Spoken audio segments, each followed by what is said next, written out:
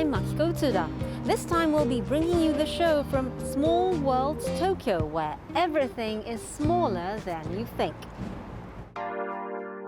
The Ariake area was one of the venues for the 2020 Tokyo Olympic and Paralympic Games.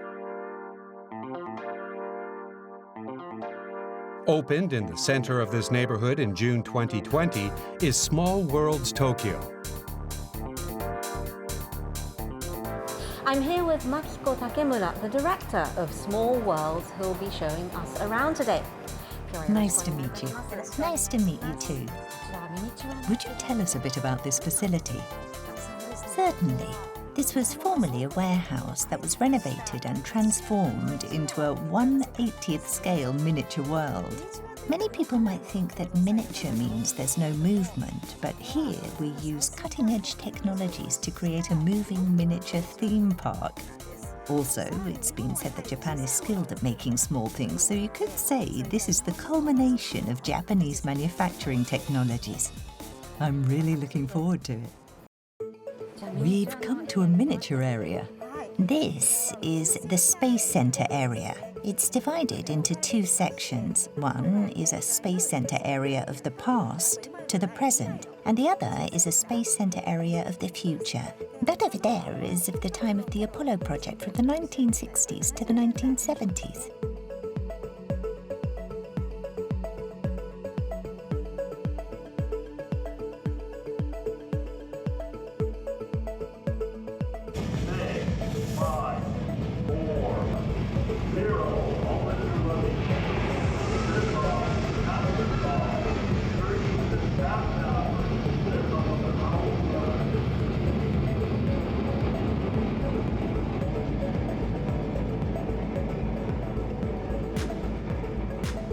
The smoke and sounds were really fantastic. It was a lot of fun. Thank you. I just saw a rocket launch, but what are some of the other features? Let's see. This is from the period of 1965 to 1975, so you can see the shape of cars from that time and also how people lived back then. It's a lot of fun spotting all the details in this landscape. This is the Global Village area. Many places recreate towns and cities around the world in miniature form, but while we also have a country that we base our recreation on, we've also incorporated all kinds of imaginary worlds. So places that don't really exist. Exactly. This is based on Switzerland, Germany, Croatia, the UK and Asia in general. But we combine towns that might exist in reality with those that don't, so you're drawn into a slightly strange world. I'm sure this is going to look fantastic in pictures, so let's give it a try.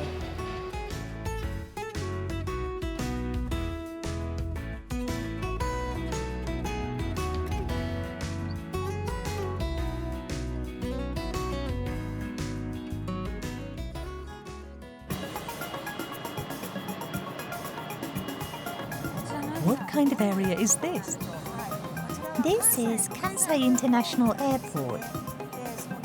Within Small Worlds, this one has been recreated quite faithfully. We got various information from the airport and made it in the same way. With these planes you see here, we thought about the weight when flown, so they're made not from plastic but are full carbon. And they move just like real planes. Each one cost about $15,000.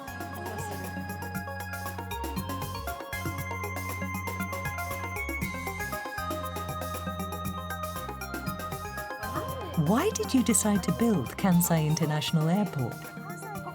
Well, Kansai International Airport is internationally recognized for its beautifully designed terminal, so we wanted to show a slice of that to our visitors.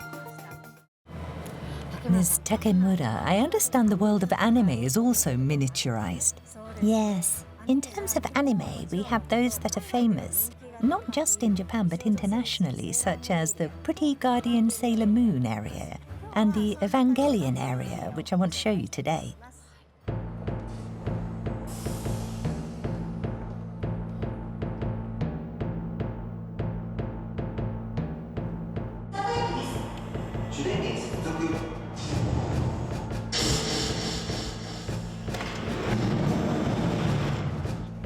This is the Evangelion cage area.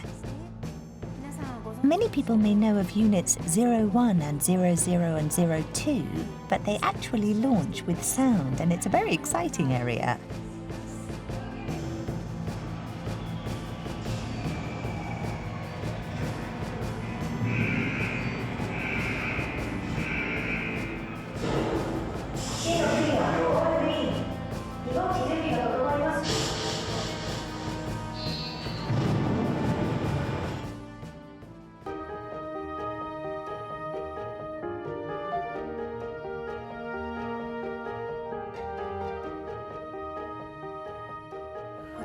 This is the Evangelion Tokyo 3 area.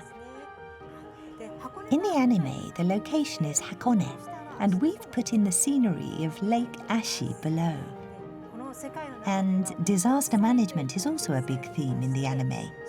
And when the enemy, called Shito or Apostle, attacks, buildings above the ground are lowered underground to protect the city. So, in this area, the buildings actually move up and down, depending on the time. This time we brought you the show from Small World Tokyo, which is said to be one of the world's biggest theme parks for miniatures. We hope you enjoyed it. That's all for this edition of Channel Japan. We have much more in store for you, so join us again.